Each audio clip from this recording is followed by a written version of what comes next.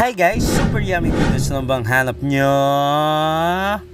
Yan! Dumayo nga tayo dito sa Quezon Province para puntahan ang murang pansit na 10 piso lang. Ang pansit habhab. Napaka-classic guys ni Aling Myrna. Dito nga yan sa bayan ng Mauban sa may palengke. Sikat na sikat guys. Bungad na bungad siya guys. Try nyo na dito. Nakailang kilo siya kada araw guys ng pansit habhab. Yan, the best ang habhab. Tignan nyo na naman si Every na yan, no? Takam na takam mo. Kaya kain pa tayo guys. Ayan, ganyan nga ang way ng pagkain. Hinahabhab. Kaya pansit habhab nga ang tawag sa kanya. Hindi siya kinukutsara. Yan! Pero ngayon, nag-evolve na. Ginagamitan na ng stick. Yan.